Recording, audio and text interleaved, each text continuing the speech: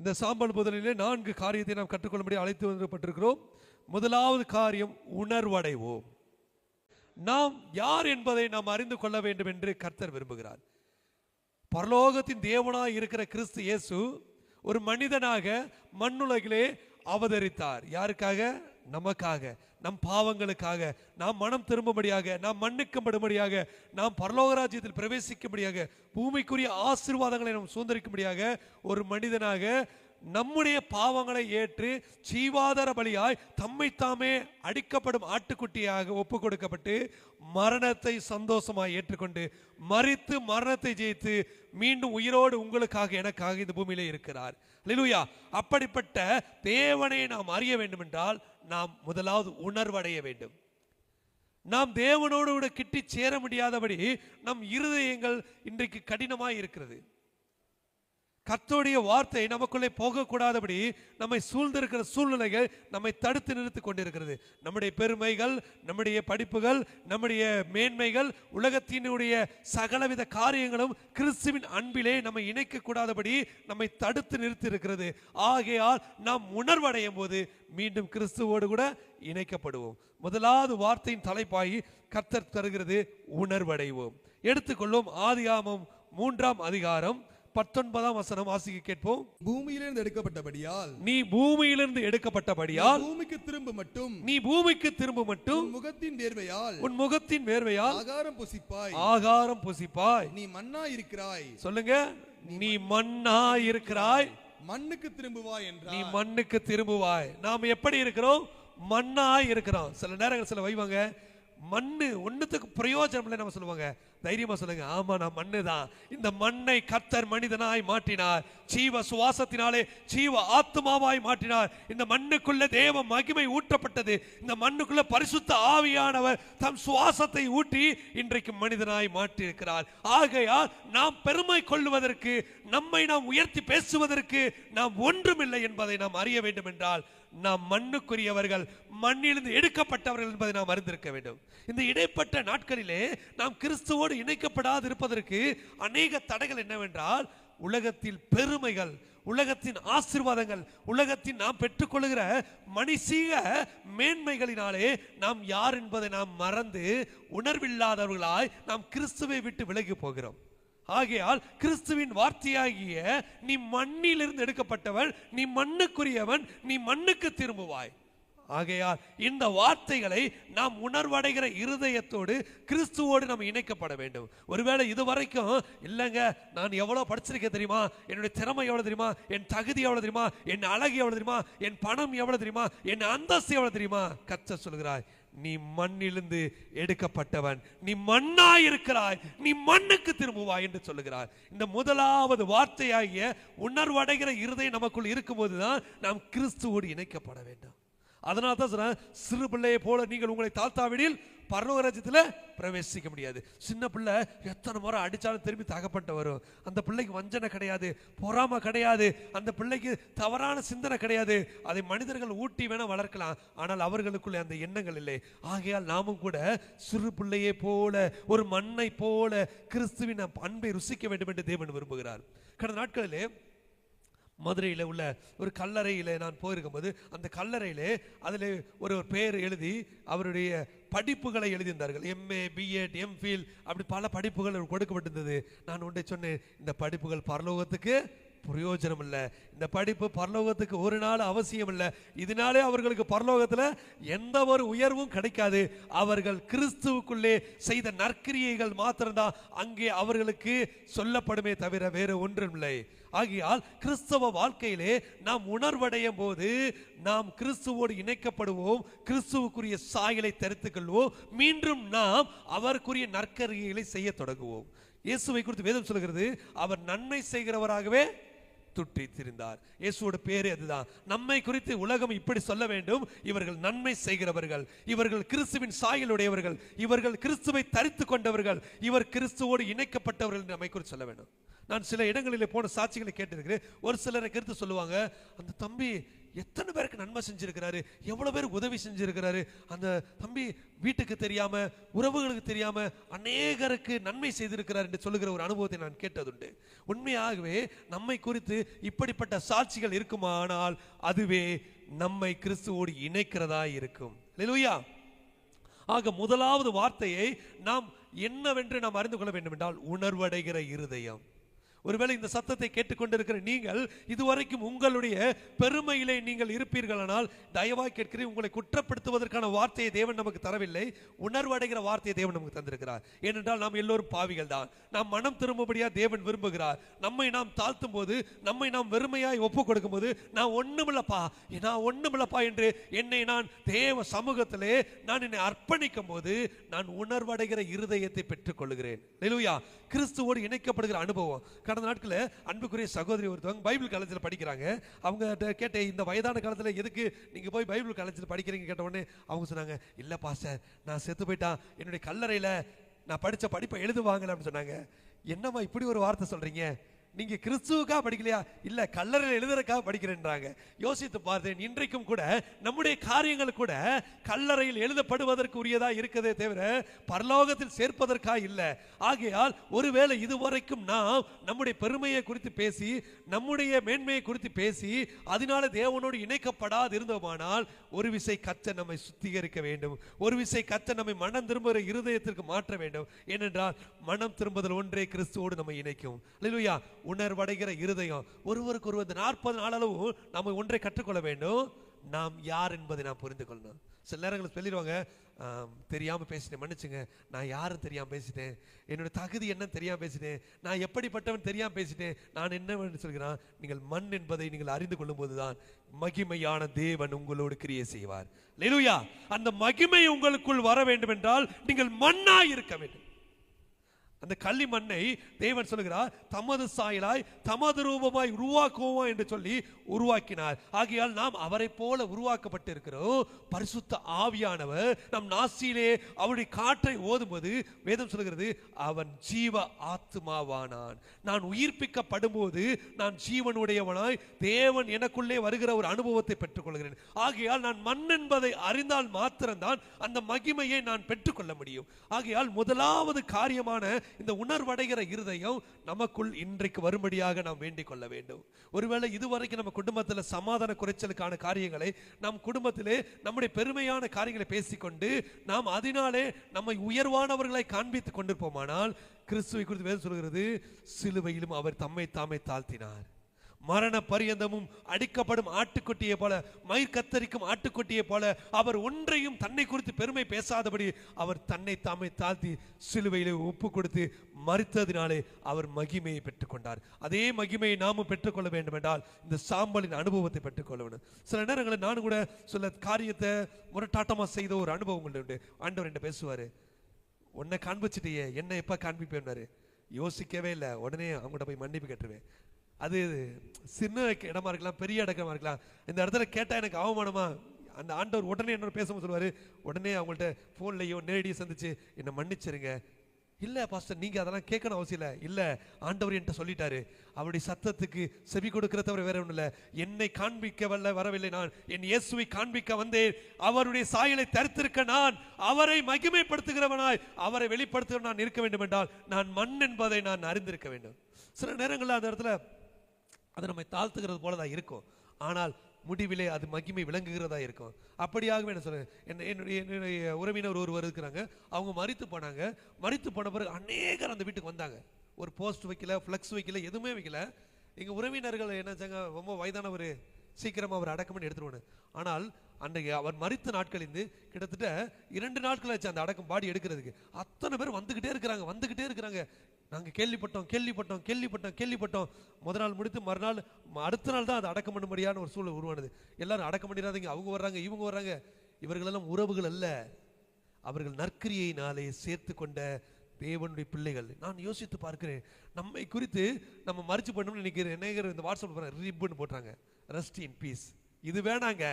எந்த இடத்துல இருந்தாலும், எந்த சூழ்நிலையில் இருந்தாலும் நம்முடைய நெற்கிரியைகளை கண்டு நாம் அவர்களுக்கு செய்த தேவனுடைய அன்பை வெளிப்படுத்த முடியாது ஓடி வரணும். இன்னைக்கு எத்தனை பேர் மரணத்துக்கு நம்ம போக முடியல? காரணம் என்ன? அவங்களை குறித்து நம்ம பெருசான ஒரு அக்கறையும் கரிசனை இல்லை. அவருடைய வாழ்வு சாட்சிக்குரிய வாழ்வா இல்லை. நம்முடைய வாழ்வும் அப்படி இருக்கக்கூடாது என்றால் நாம் மண் என்பதை அறிந்து நாம் உணர்வடைந்து தேவனிடத்தில் சேர வேண்டும். அல்லேலூயா. ஒருவேளை இதுவரைக்கும் நான் அப்படி இல்லைனா இன்றைக்கு நம்மை நாம் உணர்வடைகிற இருதயத்தோடு கிறிஸ்துவோடு இணைத்துக் கொள்வோம். அல்லேலூயா. இரண்டாவது காரியம், நேரம் குறைவா இருக்கிறதுனால நான் சீக்கிரமா கடந்து போறேன். இந்த ஒரு காரியத்தை சொல்றதுக்கு 1 மணி நேரம் பத்தாது. ஆனாலும் கூட இந்த 4 காரியத்தை சொல்லி ஆக வேண்டும். முதல் நாளிலே கர்த்தர் பெரியவர். மனம் திரும்புவோம். முதலாவது காரியம் உணர்வடைவோம். இரண்டாவது காரியம் மனம் திரும்புவோம். வாசிக்க எடுத்துக்கொள்வோம். யோபு 10ஆம் அதிகாரம் 8ஆம் வசனம் தொடங்கி வாசிப்போம்.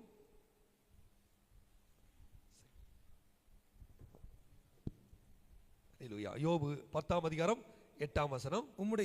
உம்முடைய கரங்கள் என்னையும் எனக்குரிய எல்லாவற்றையும் உருவாக்கி படைத்திருந்தும் என்னை நிர்மூலமாக்குகிறீர். களிமண் போல என்னை உருவாக்கினீர் என்பதையும் என்னை திரும்ப தூளாக போக பண்ணுவீர் என்பதையும் நினைத்தருளும். ஆமென். சொல்லுங்க, என்னை படைத்தது நீங்க தான்பா. இந்த மண்ணம் திரும்ப நான் களிமண் போல உருவாக்குனீங்க, திரும்பவும் என்ன நீங்க தூளாக்கி என்னை எடுத்துக்கொள்ளுவீங்க. இந்த உணர்வு நமக்குள்ள இருக்கணும். இந்த மனம் திரும்புதல் நமக்கு இருக்கணும். அந்த எப்ப சொல்லுவாங்க, நம்முடைய நாள் எப்ப முடியும் தெரியாது, நிற்கிறேன் என்று சொல்லுகிறவன் விழாதிருக்க முடியாது. ரொம்ப பராக்கிரமசாலி போல எனக்கெல்லாம் ஒண்ணுமே வராதுங்க சொன்ன எத்தனை பேரு இன்னைக்கு உயிரோடு இல்லை? அல்லேலூயா, அல்லேலூயா. ஆமா, எனக்கு தெரிந்த ஒரு அற்புதமான தேவ மனிதர். அவர் பார்த்தீங்கன்னா அவர் நல்ல ஓட்டாசனம் பயங்கரமா இருப்பாரு. அவர் எங்களுக்கு ஒரு பலமான ஒரு மனிதர். திடீர்னு ஒரு நாள் இரவு கொஞ்சம் முடியல அப்படின்னாரு. ஒன்றும் இல்லையா, அவ்வளோதான். ஒரு 8 மணிக்கு ஒரு 10 மணிக்கு இறந்து போயிட்டாரு. எங்களால் ஏற்றுக்கொள்ளவே முடியல. இது எப்படி சாத்தியம்? அப்போ நம்ம ஒன்றை தெரிந்துக்கணும். களிமண்ணில் எடுக்கப்பட்ட நாம் தூளை போல திரும்பி அவ்விடத்திலே கொண்டு போகப்படுவோம். அதை நாம் நினைத்தள்ள வேண்டும். ஆகையால் மனம் திரும்புகிற அனுபவம். வாசிக்க தொடர்ந்து. நீர் என்னை பால் போல் வார்த்து தயிர் போல் உறைய பண்ணினீர் அல்லவோ. என்னை எல்லாமும் மாத்துறது அவர் தான். என்ன பாலாவோ அவர் தான் மாத்துறாரு, என்ன தயிராவோ அவர் மாத்துறாரு. அப்ப என்ன உயர்த்துறது அவர் தான், என்ன தாழ்த்துறது அவர் தான், என்ன மேன்மைப்படுத்துறது அவர் தான். இதுல எங்க நான் இருக்கிறேன்? இதுல எங்க நாம இருக்கிறோம்? இது நம்மை நாமே பெருமை பாராட்டிக் கொள்வதற்கு ஒண்ணும் இல்லை. என்ன அவன் திட்டான், என்ன அவன் வஞ்சிட்டான், என்னை ஏளனப்படுத்திட்டான், என்ன தூசணமாக்கிட்டான், என்ன அவமானப்படுத்திட்டான், அது ஒன்றும் இல்லை, உன்னை உண்டாக்கினவரை என்று நாம் சிந்தித்தோமானால் நம்மை அவமானப்படுத்தினவர்கள், நம்மை லட்சையாய் நடத்தினவர்கள் நமக்கு முன்பாக உன்னோடு கூட கிறிஸ்து இருக்கிறார், நீ கிறிஸ்துவினால் சிருஷ்டிக்கப்பட்டிருக்கின்ற அவர்கள் ஒப்புரவாகிற நாட்கள் வரும் என்று நிச்சயத்தோடு நீங்கள் கிறிஸ்துவிலே மனம் திரும்ப வேண்டும். அல்லேலூயா. ஆகையால் நாம எதுக்கு இன்னைக்கு வஞ்சனையான சூழ்நிலை இருக்கிறோம்? எதுக்கு பொறாம? நிறைய பேர் ஒரு அன்புக்குரிய ஒரு சகோதரியோட வீட்டுக்கு போயிருந்தேன். நானும் என் அண்ணனும் 20 வருஷம் பேச மாட்டோம். எந்த இதுக்கு ஒட்டு இல்லை, உறவு இல்லை. நாங்கள் பிரிஞ்சிட்டோம், நாங்கள் பேச மாட்டோம். எதனால சண்டை போட்டீங்க? அது ஏதோ ஒரு பிரச்சனை, சரியா இல்லை, ஞாபகம் இல்லை. பிரச்சனையே ஞாபகம் இல்லை, ஆனால் சண்டை மாத்திரம் ஞாபகம் இருக்கு. 20 ஆண்டுகளாய் பேசாதிருந்த ஒரு கூட்டமாக இருக்கிறார்கள். அப்போ நான் சொன்னேன், ஒரே ஒரு நிமிஷம் தான், திரும்ப ஒரு முறை நீங்கள் பிறக்க போவதில்லை, திரும்ப உங்களுக்கு ஒரு வாழ்வு கிடைக்க போவதில்லை. ஒருவேளை அப்படி ஒரு வாழ்வு உங்களுக்கு கிடைத்தாலும் நீங்கள் சகோதரன் சகோதரியாக பிறக்க போவதில்லை. கிறிஸ்துவோடு இணைக்கப்பட்ட நீங்கள் மனம் திரும்ப வேண்டும். பாச இது எப்படிப்பா சாத்தியம்? என்னால் எப்படி அந்த கசப்பால விட முடியும்? இன்றைக்கு மனம் திரும்புங்கள். உங்களுக்காக எனக்காக கிறிஸ்து அடிக்கப்பட்டது நினைவு கூறுங்க. ஒரு பாவம் செய்யாதவர் என்னுடைய பாவத்துக்காக பரலோகத்தில் தேவனிடத்தில் பரிந்து பேசுறாரு. யோசிச்சு பாருங்க. காரி உமிழப்பட்டாரு, அவமானப்படுத்தப்பட்டாரு, இன்னும் சிலுவையிலே நிர்வாணமாக்கப்பட்டார். சில நேரங்களில் நம்ம யாருக்காவது போய் நம்ம பிள்ளைகளுக்காக கூட சில நேரம் சிலர்கிட்ட வழக்காடுவோம். அவங்க அவமானப்படுத்த சொல்லுவோம். உன்னை பெற்றதுக்கு பாரு, எல்லா இடத்துல அவமானப்படுறேன், உன்னை பெற்றதுக்கு நான் வேதனைப்படுறேன், உன்னை பெற்றது ஒரு கல்லை பெற்றதா விட ஒரு சட்டினி அரைக்கிறதுக்கு உபயோகமாகவும் சொல்லி அவனை குறித்து ஏளனம் பண்றோம். ஆனால் கிறிஸ்து ஒருபோது நம்மை குறித்து அப்படி பேசவில்லை. அல்லேலூயா. ஒரு இடத்துல நம்ம விட்டு கொடுக்கவில்லை. என் பிள்ளைக்காக நான் மரிக்கிறேன் என்பது அவர் மகிழ்ச்சியோடு ஏற்றுக்கொண்டார். நாம் அப்படி இருக்கிறோமா? ஆகையால் இதுவரைக்கும் நீங்கள் உங்கள் பிள்ளைகளுக்காக, உங்களுக்குரியவர்களுக்காக நீங்கள் பட்ட பாடுகளை குறித்து நீங்கள் சஞ்சலப்படாதீங்க. மனம் திரும்பி, ஆண்டவரே, நான் அவர்களை குறித்து பேசின காரியத்திற்காக, அவரை குற்றப்படுத்தின காரியத்திற்காக, அவர்களுக்கு எதிராக சிந்தித்த சிந்தனைகளுக்காக, சில நம்ம பிள்ளைகளை சொல்லியிருப்போம், நீ பாருவே போகிற வீட்டில் கஷ்டப்பட்டு அவமானப்பட்டு ஒண்ணுமில்லாம இருப்பேல, அப்பத்தான் என் அருமை உனக்கு தெரியும். சொல்லாதீங்க. ஒரு விஷயம் ஆண்டவர்கிட்ட சொல்லுங்க, அப்பா என்ன மன்னிச்சிருங்கப்பா, என் பிள்ளைக்கு விரோதம் நான் பேசின வார்த்தைகள் ஒன்றும் செயல்படக்கூடாது. இந்த மனம் திரும்புற அனுபவம் வேணும்.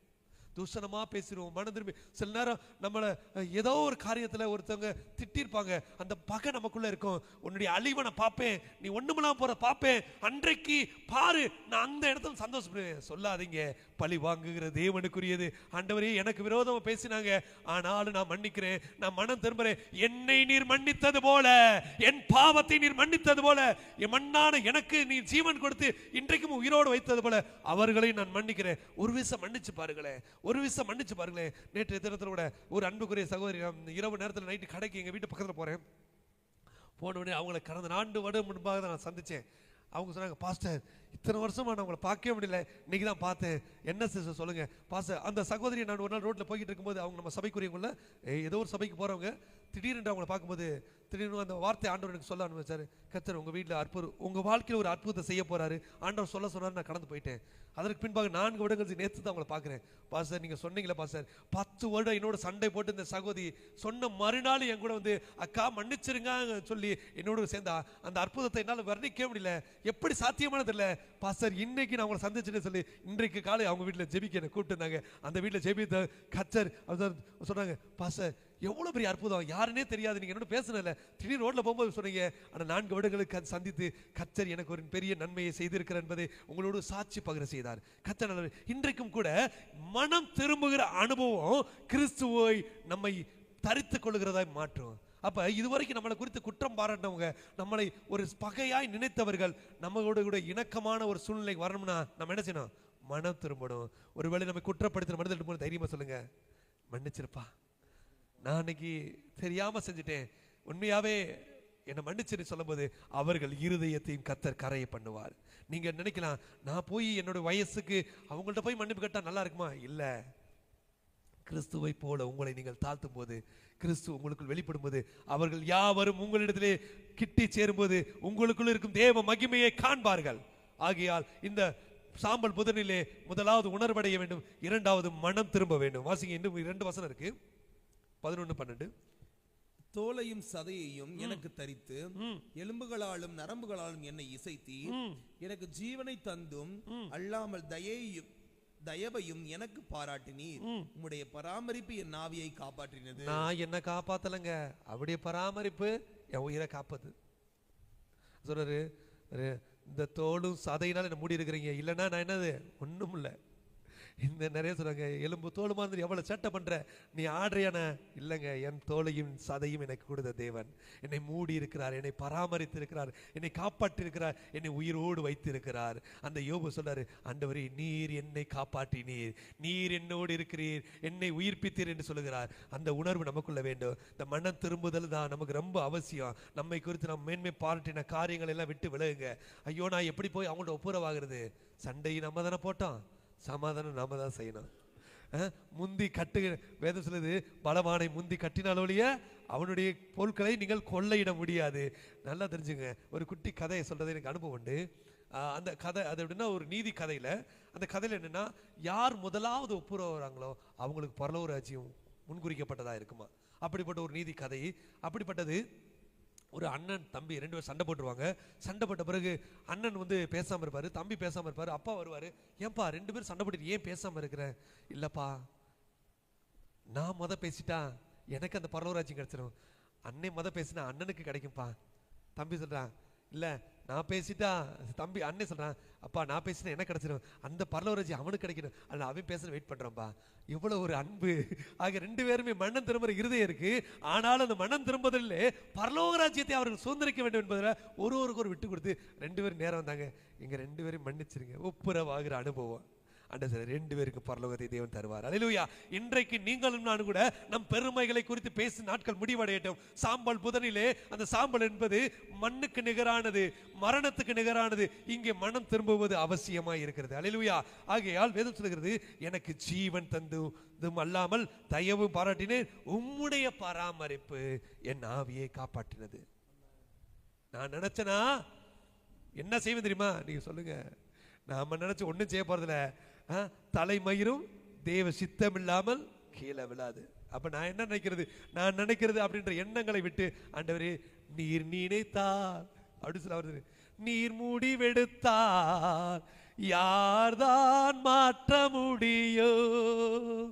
நீர் முடிவெடுத்தால் யார்தான் மாற்ற முடியும்? எனக்கென முன் குறித்த எதையுமே, எனக்கென முன் குறித்த எதையுமே எப்படியும் நிறைவேற்றி முடித்திடுவி, எப்படியும் முடித்திடுவி. அந்த உணர்வு வேணும். நீங்க நினைக்கலாம், அவன் என்ன பழிச்சுட்டான், அவன் சொல்லியிருக்கான், நீ ஒண்ணுமில்லாம. நீங்க தைரியமா சொல்லுங்க, எனக்கு முன் குறித்ததை ஒரு மனுஷனா தடுக்க முடியாது. என் மேன்மை பரலோகத்திலே குறிக்கப்பட்டிருக்கிறது, என் உயர்வு அவரால் முன்குறிக்கப்பட்டது, எனக்குரிய ஆசீர்வாதத்தை ஒரு மனுஷனும் தடுக்க முடியாது. போய் உன்னை விட்டு கொடுத்துறாத, நீ என்ன கத்து, நீ இப்படி விட்டுட்டேன்னு வச்சுக்கோவேன், நாளைக்கு அவங்க வந்து உன் மேல தலை மேல ஏறி ஆடிடுவாங்க. நான் விட்டு கொடுக்குறேன், நான் என்னை விட்டு கொடுக்குறேன். என்னை என் மேன்மை ஒரு மனுஷன் தடுக்க முடியாது. என்னை விட்டு கொடுக்கறதுனால என்னுடைய உயர்வு ஒரு மனுஷன் தடுக்க முடியாது. என்னை விட்டு கொடுக்கறதுனால என் கனத்தை ஒரு மனுஷன் எடுக்க முடியாது. என் கனமும் மேன்மையும் கர்த்தரிடத்தில் எனக்கு வருகிறது. ஆகையால் என்னை நான் தாழ்த்துவதில் நான் குறைந்து போக மாட்டேன். ஆக மன்னம் திரும்புகிற அனுபவம் நாம் பார்க்கிறோம். இளையகுமாரை பார்க்கிறோம். அந்த இளையகுமார் அந்த பன்றி தின்கிற அந்த உணவை சாப்பிடும்போது அங்க வேதம் சொல்லுது, அவன் புத்தி தெளிந்து என் தகப்பனிடத்துல வேலைக்காரர்களுக்கு இதைவிட நல்ல உணவு கிடைக்குமே, என் தகப்பன் வீட்டிலே நான் ஒரு வேலைக்காரனை போல என்னை இணைத்துக் கொள்வதற்கு நான் ஆயத்தமா இருக்கிறேன். இதாங்க மன திரும்பும். அவன் நினைக்கிறான், நான் போய் என் அப்பாட்ட நான் என் உரிமையை கொடுங்கன்னு கேட்கல. ஆண்டவரே என்னை மன்னிச்சிருங்கப்பா, நான் பாவிதான், உமக்கு விரோதம். அந்த வார்த்தை சொல்லுது, வேதம் சொல்லுது. அவன் தகப்பனிடத்துல வரும்போது, அப்பா நான் உமக்கு விரோதமாகவும் பரத்துக்கு விரோதமும் பாவம் செய்தேன், ஒரு விஷயம் என்ன மன்னிச்சிருங்க. அந்த தகப்பை அவனை குற்றப்படுத்தலைங்க. அந்த தகப்பை அவனுடைய குற்றத்தை அவனுடைய தவறை சுட்டி காட்டலைங்க. அவர் கட்டி அணைத்தார், பாதரட்சையும் கணையாளியையும் வஸ்திரத்தையும் உடுத்தி, மகனே நீ மரித்து போனா இன்றைக்கு உயிரோடு இருக்கிறாய் என்று சொல்லி தன்னோடு அணைத்து கொண்டார். அப்ப மனம் திரும்பும் போது, மன்னிப்பு கேட்கும் போது உலகம் உங்களை குற்றப்படுத்தும், கிறிஸ்துவோ மார்போடு அணைத்துக் கொள்வார். நீங்கள் கிறிஸ்துவின் அன்பை ருசிப்பதற்கு ஒரே வழி மனம் திரும்புதல். அல்லேலூயா, கர்த்தர் நல்லவர். மூன்றாவது காரியத்துக்கு கடந்து போவோம். சரியா ஒரு 7:15 8:15 முடிச்சலாம், 8:20 முடிச்சோம். தாழ்மைப்படுவோம். மூன்றாவது காரியம் தாழ்மைப்படுவோம். அல்லேலூயா. மத்தேயு 5ஆம் அதிகாரம் 3ஆம் வசனம் தொடங்கி வாசிக்க கேட்போம். கிறிஸ்துவின் அன்பை ருசிக்க வேண்டும் என்று தேவன் நம்மை அழைத்து வந்திருக்கிறார். வாசிப்போம். மத்தேயு 5ஆம் அதிகாரம் 3ஆம் வசனம் தொடங்கி, ஆவியில் எளிமையுள்ளவர்கள் பாக்கியவான்கள், ஆவியில் எளிமையுள்ளவர்கள் பாக்கியவான்கள், பரலோக ராஜ்யம் அவர்களுடையது. ஆமென். பரலோக ராஜ்யத்தை நான் சுதந்திரிக்கிறதுக்கு என்னை நான் தாழ்த்த வேண்டாம், படோடவோ வேணாம், பெருமைக்குரியது வேணாம். என்ன நீ கடந்த நாட்களில் ஒரு காரியம் உண்டு. ஒருவரை காட்டிலும் ஒரு உயர்வாய் தெரிய வேண்டும் என்பதற்காக வஸ்திரத்திலே தன்னை வித்தியாசப்படுத்துகிறார்கள், தங்கள் நகைகளிலே வித்தியாசப்படுத்துகிறார்கள், தங்களுடைய மேக்கப்பில் வித்தியாசப்படுத்துகிறார்கள், தங்களுக்குரிய வாகனத்தில் வித்தியாசப்படுத்துகிறார்கள். வேதம் சொல்லுகிறது, ஆவியிலே எளிமையுள்ளவர்கள் பாக்கியவான்கள். ஆக தாழ்மைப்படுகிற அனுபவம் கிறிஸ்துவை குறித்து சொல்லுகிறது. ஒருவரும் தைத்திராத ஆடையை அவர் தரித்திருந்தார் என்று. அவர் பாய்த்திருந்த ஆடை எவ்வளவு பெருசு, சாலமோனில் பெரியவர் இங்கே இருக்கிறார் என்று சொல்லுகிறது. சாலமோனை குறித்து வேதம் சொல்லுகிறது, அவரை போல ஒரு வஸ்திரத்தை எந்த ஒரு மனிதனும் உடுத்தியதில்லை, காட்டு புஷ்பங்களும் உடுத்தியதில்லை. அப்படிப்பட்ட ஆடை உடுத்தியிருந்த சாலமோனை காட்டிலும் மேலான ஒருவர் கிறிஸ்து இயேசு தரித்திருந்த ஆடை ஒரு மனிதனாலும் தைக்கப்படாத ஆடை. என் ஆடைகளிலே நான் மேன்மை அல்ல, என்னுடைய பணத்திலே மேன்மை அல்ல, என் வாகனத்திலே மேன்மை அல்ல, என் எளிமையிலே நான் மேன்மை பாராட்ட வேண்டும். எப்படி இவ்வளவு சிம்பிளா இருக்கிறீங்க, நீங்க இவ்வளவு படிச்சிருக்கிறீங்க, எவ்வளவு வசதியானவங்க, நீங்க எனக்கு சிம்பிளா நான் சாதாரண வரீங்க. இல்லப்பா, ஆவியிலே எளிமைதான் என்னை பரலோக ராஜ்யத்துக்கு கூட்டி சேர்க்கும். அந்த எளிமையை தரித்து கொள்ள வேண்டும். சில நேரங்கள் எப்படியாவது பக்கத்து வீட்டில் கடனுக்காவது நகையை வாங்கி போட்டு சில நேரங்களில் நம் பெருமையை காண்பிப்பது உண்டு. சில நேரங்களில் இந்த கல்யாணி கவரிங்கிற மாதிரி பல கவரிங் நகைகள் இருக்கு, அதை போட்டு அந்த ஃபங்க்ஷனில் போய் கண்டுபிடிச்சிருவாங்க, ஈஸியாக கண்டுபிடிச்சிருவாங்க நகைகளை, எது தங்கம் எது கவரிங் ஈஸியாக கண்டுபிடிச்சிருவாங்க. உங்கள் எளிமையே உங்களை மேன்மைக்கு நேராக நடத்தும். பரலோக எனக்கா ஒண்ணு போடலையா, எனக்கு கர்த்தர் இதை அனுமதித்து இருக்கிறார். என்னை உயர்த்தவும் சொல்லுகிறது, எவரையும் உயர்த்துவதற்கு அப்படி கரத்தினால் ஆகும். ஒரு நாள் உயர்த்தப்படுவீர்கள் என்றால் உங்கள் எளிமையிலே நீங்கள் உண்மையாய் செயல்படும் போது கர்த்தர் ஒரு நாள் உயர்த்துவார். மனித கண்களுக்கு படோடோபமான ஆடைகளை தவிர்த்து விடுங்கள். மனித கண்களுக்கு முன்பாக உங்களை உயர்வானவர்களாக காண்பித்துக் கொள்ளுகிற அனுபவத்தில் நீங்கள் மாற்றிக் கொள்ளுங்கள். தேவன் தாழ்மையிலும் எளிமையிலும் உங்களிடத்தில் வெளிப்பட விரும்புகிறார். அல்லேலூயா. தொடர்ந்து வாசிங்க. துயரப்படுகிறவர்கள் பாக்கியவான்கள், அவர்கள் ஆறுதல் அடைவார்கள். சாந்த குணமுள்ளவர் பாக்கியவான்கள், அவர்கள் பூமியை சுதந்திரித்துக் கொள்வார்கள். ஆமென். இப்படி எளிமையா இருக்கும்போது அநேக துயரங்கள் வரும், ஆனாலும் கர்த்தர் உங்களை ஆறுதல் செய்வார். அப்பா நான் இப்படி போய் நின்ட்டேனே, அன்றைக்கு ரொம்ப வெக்கமும் அவமானம் வருது இருக்கும். நான் நிச்சயமாய் சொல்லுகிறேன், உங்கள் எளிமைக்கு கர்த்தர் நிச்சயமாய் உங்களுக்கு ஆறுதலை தருவார். உங்கள் எளிமையா இருக்கும்போது ஒரு சில நேரங்களில் நான் பார்த்துருக்கிறேன், ஒரு சில ஃபங்க்ஷன்ல தங்கச்சிக்கிட்ட ஒண்ணுமே இருக்காது. அவங்க சொன்ன அக்கா சொன்னா இங்கே இருப்பா, நீ முன்னாடி வந்து உட்காராது, என் தங்கச்சி நீ சொல்றதுக்கு எனக்கு அவமானமா இருக்கு, நீ கடைசியில் போய் உட்காரு. அந்த சகோதரி சொல்லுவாங்க, என்னோட பேசுன அனுபவம் உண்டு, பாஸ்டர் என் கூட பிறந்த அக்கா என்கிட்ட வசதி இல்லைன்றதுக்காக என்னை கடைசியில் போய் உட்கார சொல்ல. நான் சொல்லுவேன், சிஸ்டர் கவலைப்படாதீங்க, உலகம் உங்களை கடைசி உட்கார வச்சிருக்கு, கர்த்தர் உங்களுக்கு முதன்மையான தரத்தை உட்கார வைப்பாரு. அல்லேலூயா. அந்த முதன்மையான இடம் தேவனுக்குரியது. அவர் உங்களை அழைத்து வருகிற நாட்கள் வரும். ஆகையால் நீங்கள் உங்களை குறித்து நீங்கள் குற்றப்படுத்திக் கொள்ளாதீங்க. இன்றைக்கு துயரப்படுகிற நீங்கள் ஆறுதல் அடைவீர்கள். அது கிறிஸ்துவினாலே உங்களுக்கு உண்டாயிருக்கும். அல்லேலூயா. அப்படியா சொல்லுகிறது. சாந்த குணம். அந்த இடத்துல சொன்னேன், சிஸ்டர் சண்டை போட்டுறாதீங்க. என்னது சில நேரங்களில் ஆன் தி ஸ்பாட்ல சிலர் ஃபோன் பண்ணுவாங்க, பிரச்சனை இருக்கிற சூழ்நிலை, பிரச்சனை இருக்கிற இடத்துல. நான் சொல்லுவேன், அந்த இடத்துல நின்று கூப்பிடுங்க, அந்த இடத்துல இருந்து கர்த்தரை கூப்பிடுங்க, அப்பொழுது எனக்கும் அறிமுகப்படுத்துங்க. உங்களுக்காக அந்த இடத்துல நான் முழங்கால் படிக்கிற தயாரா இருக்கிறேன். அப்ப ஆண்டு சொல்றாரு, சிஸ்டர் இப்படி பாஸ்டர் இப்படி இருக்குன்னு, சிஸ்டர் சண்டை போட்டுறாங்க, அமைதி இருங்க. இல்ல பாஸ்டர், என் உரிமை எப்படி விட்டு கொடுக்கிறது? சாந்த குணத்தோடு இருங்க, நீங்கள் பூமியை சுதந்திரிப்பீங்க. ஒரு நாள் அதே சகோதரர் சொன்னாங்க, பாஸ்டர் அன்றைக்கு நான் சண்டை போட்டிருந்தேனா எல்லாரும் முன்னாடி அவமானப்பட்டுப்பேன். ஆனா அந்த ஃபங்க்ஷன் முடிஞ்ச 2 நாள் கழிச்சு என் உறவினர்களா வந்து என் அக்காவை திட்டுனாங்க. கூட பிறந்த அக்கா தங்கச்சி கிட்ட பணம் இல்லைன்றதுக்கா நீ பின்னாடி உட்கார வச்ச, ஆனா அந்த பிள்ளையோட நல்ல குணம் ஒரு இடத்துல விட்டு கொடுக்காம எல்லா வேலையும் அது முன்னாடி இழுத்துப்பட்டு பாச்சு. அக்கா நீ புறக்கணிச்சு நினைக்காம அந்த கல்யாண வீட்டுல அந்த ஃபங்க்ஷன்ல பாத்திரத்துல எடுத்து கொடுக்கறது, அந்த பரிமாறல இருந்து ஒவ்வொரு காரியத்தையும் ஒரு முறுமுறுப்புல இந்த பிள்ளையை நீ புறக்கணிச்சது தப்புப்பா. அந்த அக்கா அவங்ககிட்ட மன்னிப்பு கேட்க கர்த்தர் கிருபை செய்தார். அல்லேலூயா. அதாவது சாந்த குணம் உள்ளவர்கள் பூமியை சுதந்திரிப்பாங்க. நீங்க சில நேரங்கள்ல எளிமையா இருக்கிறனால உங்க ஏழ்மை நிமித்தமா நீங்கள் மனிதருக்கு முன்பாக தாழ்த்தப்படலாம். ஆனால் கிறிஸ்துவோ உங்களுக்குள்ள இருக்கக்கூடிய சாந்த குணத்தின் நிமித்தமாக அவர் உங்களை பூமியை சுதந்திரிக்கிறவராக மாற பண்ணுவார். ஆமென். வாசிங்க தொடர்ந்து. நீதியின் மேல் பரிதாபம் உள்ளவர்கள் பாக்கியவான்கள், அவர்கள் திருப்தி அடைவார்கள். இரக்கமுள்ளவர்கள் பாக்கியவான்கள், அவர்கள் இரக்கம் பெறுவார்கள். ஆமென். எந்த நிலைமையிலையும் நம்முடைய வாழ்க்கையில தேவனுக்கு பிரியமில்லாத நம்ம செஞ்சிடக்கூடாது. அதுதான் ரொம்ப முக்கியம். மனுஷனை திருப்திப்படுத்துறதுக்காக பல தவறான காரியங்கள் நம்ம செய்தது உண்டு. நான் இப்படியா சொல்லுகிறேன், நீங்கள் கிறிஸ்துவை தரித்து கொண்டவர்களாக இருப்பீங்களானால் உங்களுக்குள்ள தேவ நீதி கட்டப்பட்டு இருக்கிறது. மனிதரை திருப்திப்படுத்திருக்கிற சிலர் சொல்றாங்க, உங்களுக்கு தெரியாதுங்க அந்த சூழ்நிலையிலிருந்து அப்படித்தான் இருக்கணும். இல்லைங்க, எந்த சூழ்நிலையும் இயேசு கிறிஸ்து உங்களோடு இருக்கிறார். அன்புக்குரிய சகோதரி ஒரு நாள் ஒரு காரியம் சொன்னது எனக்கு ஒரு அனுபவம் உண்டு. அவருடைய சகோதரியின் ஃபங்க்ஷன், அவர் மாத்திரம் தான் ரசிக்கப்பட்டிருக்கிறாங்க, அவருடைய சகோதரிகள் ரசிக்கப்படல, பிள்ளை ரசிக்கப்படல. அந்த பொண்ணோட ஏஜ் அட்டன் பண்ண ஃபங்க்ஷனுக்கு போயிருக்கிறாங்க. எல்லாரும் காலையிலேயே அந்த பொண்ணு விழுகிறாங்க. விழுந்தவுடனே எல்லாரும் எடுத்து அவங்களுடைய முறைமையின்படி அந்த திருநீரை வைக்கிறாங்க. உடனே நான் சொல்லி அனுப்புறேன், சிஸ்டர் நீங்க மாறாம இருந்தீங்கன்னா கர்த்தர் உங்களுக்காக கிரியை செய்வாரு, உங்களை விட்டு கொடுக்காம இருங்க, கர்த்தர் நிச்சயமா உங்கள் மூலம் மகிமைப்படுவார் சொன்னேன். பாஸ்டர் அந்த சூழ்நிலை எப்படி இருக்கோ அதுக்கேற்ற மாதிரி தான் பாஸ்டர் நடக்க முடியும். சூழ்நிலையை நீங்க இந்த இடத்துல சொல்லுவீங்க, என் சூழ்நிலையை நீங்க வந்து பார்த்தா தெரியாது எவ்வளவு கஷ்டம் சொல்லி. சிஸ்டர் நான் திரும்ப சொல்றேன், நீங்கள் கர்த்தருக்குள் நிலைத்திருந்தால் அவர் உங்களுக்குள் கிரியை செய்வார் சொன்னார். அவங்க அதை பொருட்படுத்தலை, ஆனாலும் அதை பெற்றுக்கொள்ள விருப்பமா இருந்தாங்க. அப்ப எல்லாருக்கும் வந்து எல்லார் காலையும் வந்து அந்த பொண்ணு வந்து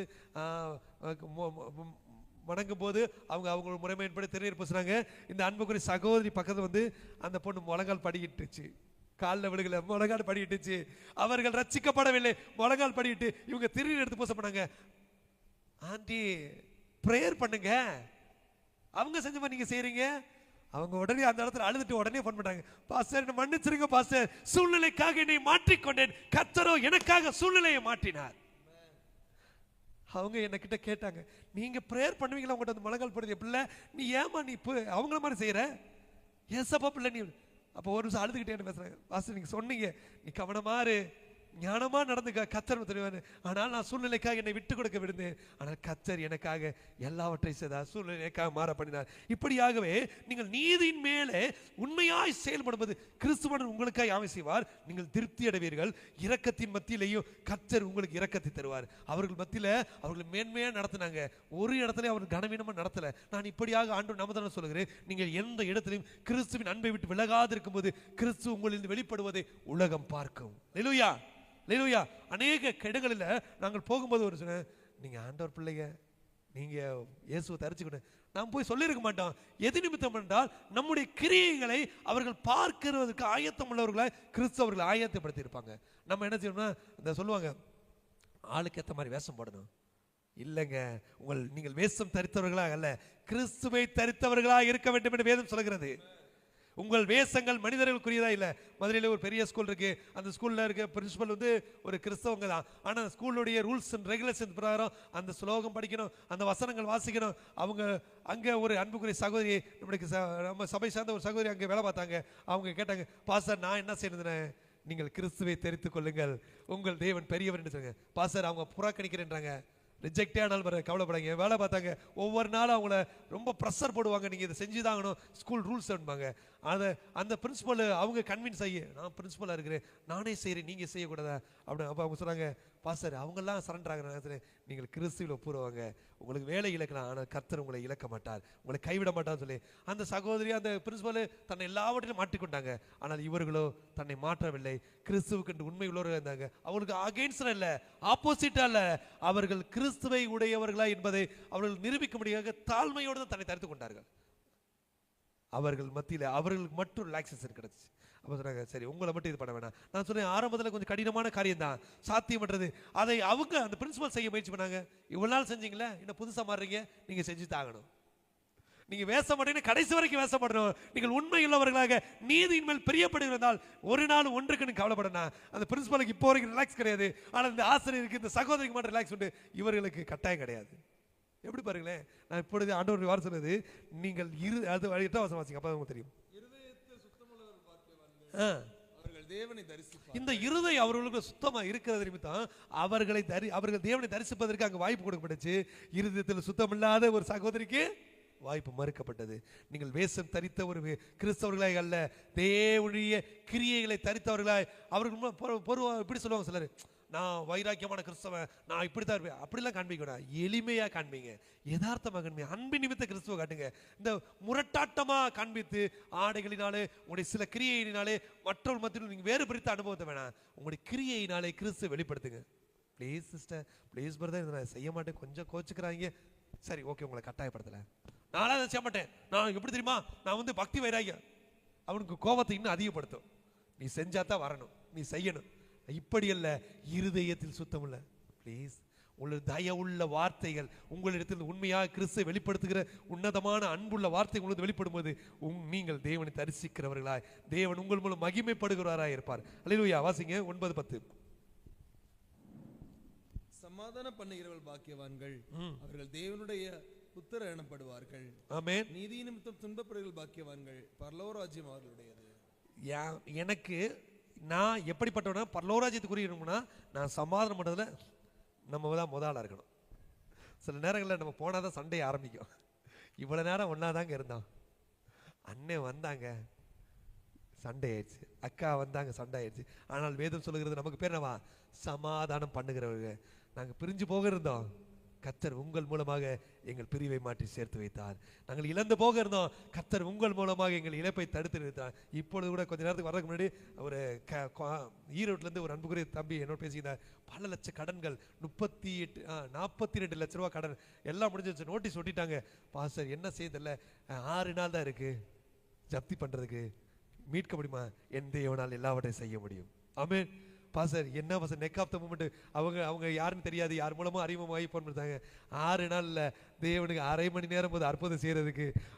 சில காரியங்களை தேவன் எனக்கு கொடுத்து ஆலோசனை பண்ணி சில காரியத்தை சொன்ன உடனே அவர் உண்மையா சொன்னார், பாஸ்டர் இவ்வளோ காரியங்கள் இதுக்குள்ள இருக்கு, இத்தனை வழிகள் இருக்குன்னு தெரியல பாஸ்டர், எல்லா வழியும் அடைக்கப்பட்டுச்சு. என் உறவுகள் சொன்னாங்க நீ பிரயோஜனம் இல்லாமல் தோற்று போன சொன்னாங்க, ஆனால் கர்த்தருடைய வார்த்தை என்ன சொல்லுது, நீ உயிர்ப்பிக்கப்பட்ட சொல்லி அவர் சொன்னாரு. பிரதர் எப்படி இருக்கிறீங்க? இப்ப அவரோட ஒரு அரை மணி நேரம் ஆண்டோட வார்த்தை கொடுத்து பேசி சில ஆலோசனை கொடுக்கும்போது அவர் சொன்னாரு, பாஸ்டர் இனி நான் தோத்து போக மாட்டேன் பாஸ்டர், 6 நாள்ல பாஸ்டர் நாளைக்கு இந்த பிரச்சனைக்கு எனக்கு கர்த்தர் தீர்வு கொடுப்பார் நான் நம்புறேன் பாஸ்டர், விசுவாசம் செயல்படுங்க, அற்புதம் நடக்குன்னு கர்த்தர் நாளை தினத்தில் அவர் வாழ்க்கையில் அற்புதம் செய்யறதுக்கு தயாரா இருக்கிறார். ஹல்லேலூயா. ஒன்றை தாண்டி இருக்கிற நீங்கள் சமாதானத்தை பண்ணுகிற ஒரு இருதயம் உங்களுக்குள்ள இருக்கிறோம். எந்த நிலைமையில இருந்தாலும் சில நேரம் சொல்லுவாங்க, சிலரை கிண்டி விடுகிறவர்கள் பிரச்சனையை பல மடங்கு ஆக்கிடுவாங்க. சின்னதாக தான் இருக்கும், ஊதி ஊதி ஊதி பெருசாக்கி நாங்கள் 2 பேரும் அடிச்சுக்கிட்டு கொஞ்ச நேரம் சமாதானம் இருப்போம், இவங்க உள்ளுக்குள்ள வந்து மொத்தமாக எங்களை பிரிச்சுட்டாங்க.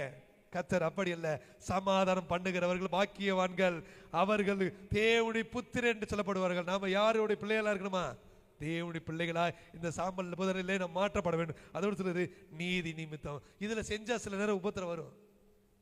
பாத்தீங்கன்னா இந்த கணவன் மனைவி பிரச்சனைக்குள்ள மட்டும் போகவே கூடாது. உலகத்துல ரொம்ப மோசமானது. அவங்க சேர்ந்துக்கிட்டு கிடைச்சல் நம்மளை என்ன செய்வாங்க, திராட்டில் விட்டு நம்மளை வைவாங்க. அது போல சொல்றேன், இந்த ஜல்லிக்கட்டில் வேடிக்கை பார்க்குறவனுக்கு அதிக குத்து கொடுக்குற மாதிரி சமாதானம் பண்ண போனால் நமக்கு நிறைய சில பிரச்சனைகள் வரும். ஆனாலும் கர்த்தர் நீதி நிமித்தம் துன்பப்படும் போது உங்களுக்கு பரலோகத்தை தருவார். பரவாயில்ல, நீங்கள் என்ன அங்கீகரிக்கலாம் அவசியம் இல்லை, ஆனால் என் தேவன் என்னை அங்கீகரித்து இருக்கிறார். அல்லேலூயா. ஆகையால் 3வது காரியமாக வேதம் சொல்கிறது, தாழ்மைப்படுவோம். எந்த இடத்துலையும் எளிமையை தரித்துக் கொள்வோம், சமாதானத்துக்கு நம்ம இடம் கொடுப்போம். இருதயத்தில் தேவனை தரிசிக்கிறவர்களாய், இருதயத்தில் தேவனை உடுத்தி இருக்கிறவர்களாய், உள்ளான அன்புக்குள்ளே செயல்படும் போது பரலோக ராஜ்யத்துக்குரியவர்களாக மாற்றப்படுவோம். அல்லேலூயா. 4வது காரியம், சரணடைவோம். உணர்வடைகிறது எங்க வருவோம்? கடைசியில சரணடைவோம். சொல்லுங்க, உணர்வடைவோம், மனம் திரும்புவோம், தாழ்மைப்படுவோம், சரணடைவோம். அதுக்கு தாங்க இந்த கிறிஸ்தவ வாழ்க்கை. இந்த 40 நாட்களும் கிறிஸ்துவோட பாதத்தை விட்டு விலகிறவே கூடாது. தம்பி சொன்னது போல இது சந்தோஷத்தின் நாள். ஆமென். ஏன்னா இது மகிழ்ச்சிக்குரிய நாள். மற்ற நாள்ல நம்ம ஆண்டவர் அழைத்துக்கு வர்றதுக்கு 1000 காரணம் இருக்கும். இப்போ ஒரே ஒரு காரணம் தான், ஆண்டவரே இந்த சிலுவை பாடுகளுக்கு முன்பாக நானும் கூட கொஞ்சோடு ஒப்பு கொடுக்குறேன். என் வாழ்க்கையில் அநேக காரியங்கள் இருக்கு. இந்த உலகப்புறம் நிறைய இருப்பாங்க. சிலர் தாடி வளர்ப்பாங்க, சிலர் கறி மட்டன் சாப்பிட மாட்டாங்க, சிலர் வந்து நல்ல விசேஷங்கள் செய்ய மாட்டாங்க, சிலர் வந்து இன்னும் சொல்லப்போனா எந்த ஒரு புதிய காரியத்தை வாங்கவோ மாட்டாங்க, விற்கவும் மாட்டாங்க. ஒரு சந்தோஷமான காரியங்களை வீட்டில் செய்ய மாட்டாங்கன்னா இது பரவாயில்ல. இது ஒரு விதமான பாரம்பரியமாக இருந்தாலும் அது கூட நல்லது தான் நான் நினைக்கிறேன். ஏன்னா எப்படியாயிலும் நீங்கள் கிறிஸ்துவோடு இணைக்கப்படுவது நல்லது தான். அல்லேலூயா. அதில் இதெல்லாம் பாரம்பரியம், நீங்கள் இதை செய்யக்கூடாது அதை செய்யக்கூடாது, நான் எதுவுமே செய்யாமல் இருக்கிறதுக்கு ஏதாவது ஒன்று செய்வோம். அல்லேலூயா. ஆகையால் இந்த 40 நாட்களும் நாம் சரணடைகிறவர்களாய், கிறிஸ்துவின் பாதத்தில் கிட்டி சேர்வர்களாய் நாம் நம்ம ஒப்பு கொடுப்போம். நிறைய வேலைகள் வரும், நிறைய ரெஸ்பான்சிபிலிட்டி இருக்கும், நிறைய பொறுப்புகள் வருவோம். அதையெல்லாம் கடந்து தெய்வ சமூகத்திலே நம்மை சரணடையும் போது கர்த்தர் நம்மோடு இருப்பார். வாசிக்க கேட்போம். சங்கீதம் 84ஆம் வசனம், அதிகாரம் 10ஆம் வசனம். கர்த்தருடைய சமூகத்திலே தேவன் நம்மை அழைத்து கொண்டு வந்திருக்கிறார். அல்லேலூயா. சங்கீதம் 84ஆம் அதிகாரம் 10ஆம் வசனம். 1000 நாளை பார்க்கிலும் உமது பிரகாரங்களில் செல்லும் ஒரே நாள் நல்லது. ஆகாமிய கூடாரங்களில் வாசமாயிருப்பதை பார்க்கிலும்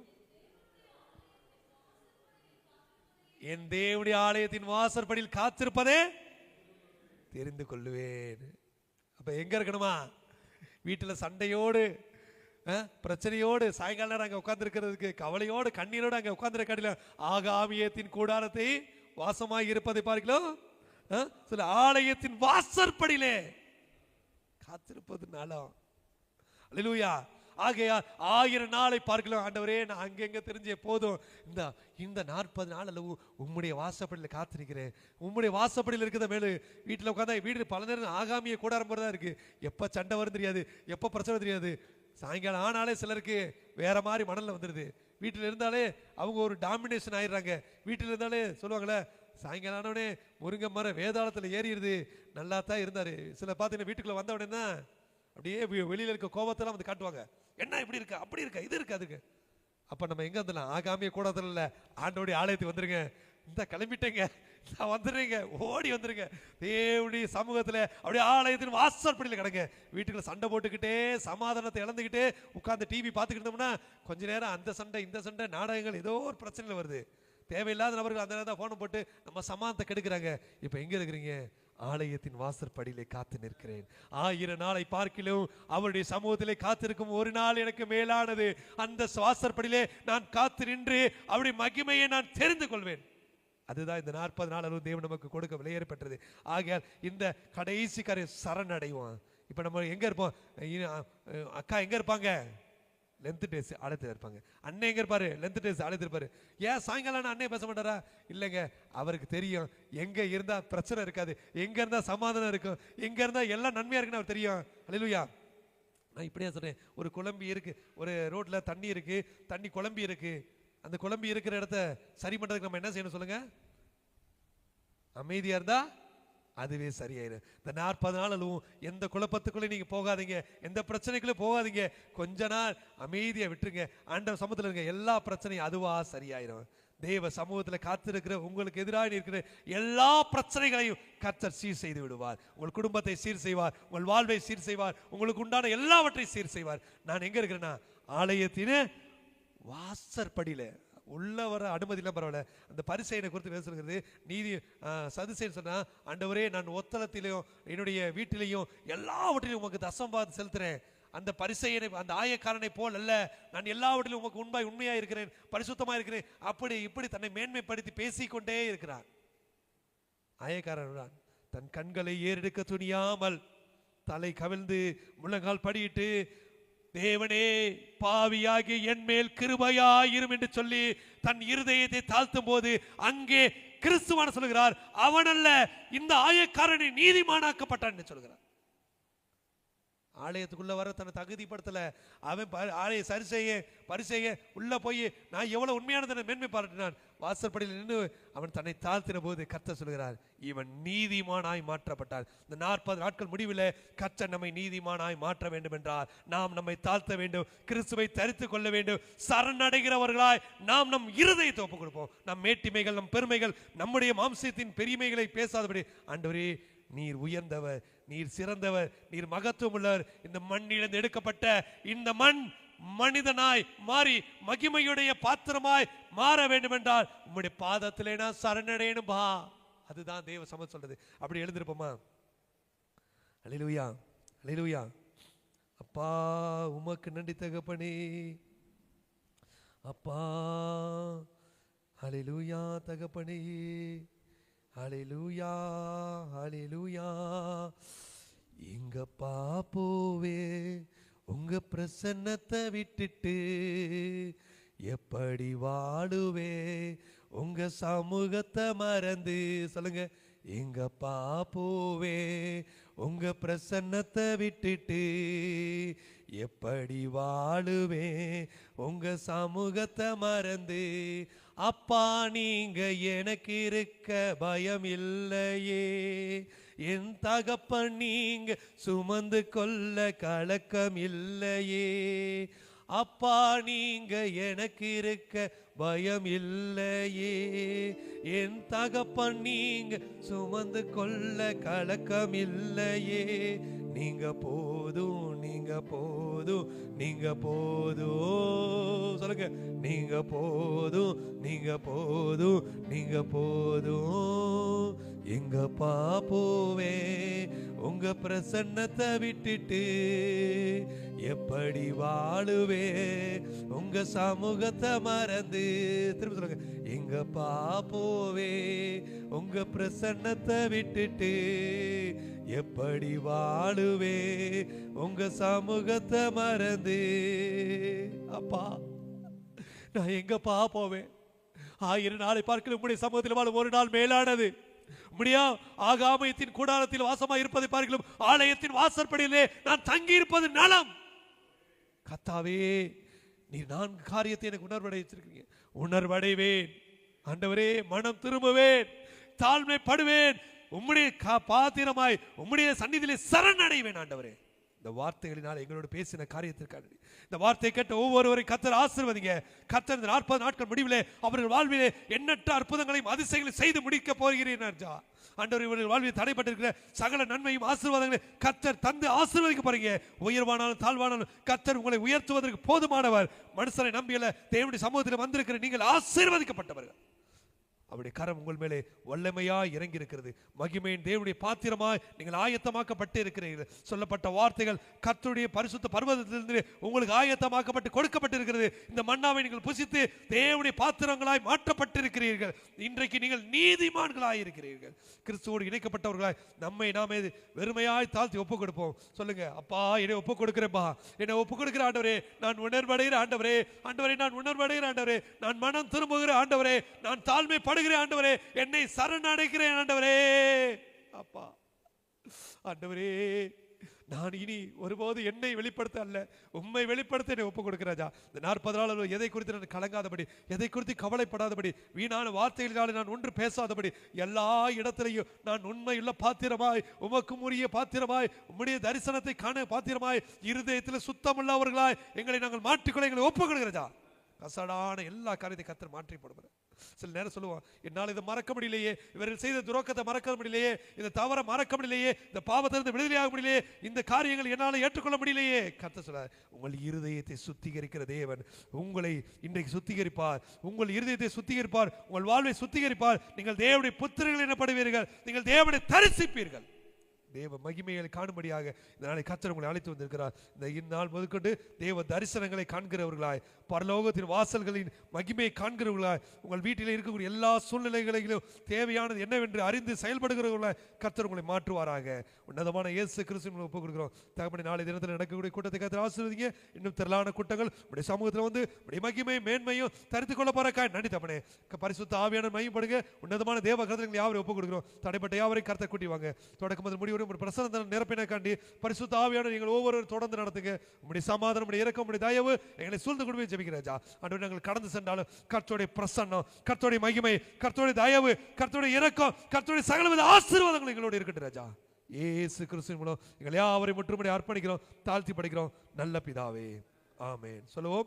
என் ஆத்துமாவே கர்த்தரை சோதரி, என் முழுமை பரிசுத்த நாமத்தை சோதரி, என் ஆத்துமாவே கர்த்தரை சோதரி, கர்த்தர் சகல பாரம் மறவாதே. ஆமென். கர்த்தராகிய இயேசு கிறிஸ்துவின் கிருபையும் பிதாவாகிய தேவனுடைய அன்பும் பரிசுத்த ஆவியானவருடைய அந்நிய ஐக்கியமும் கிறிஸ்து இயேசுவோடும் நம் அனைவரோடும் சபையார் யாவரோடும் தேவன் நமக்கு தந்த சகல தரிசனங்களும் திட்டங்களோடும் கிறிஸ்து இயேசு வருமளவும் நீடித்தும் நிலைத்தும் இருப்பதாக.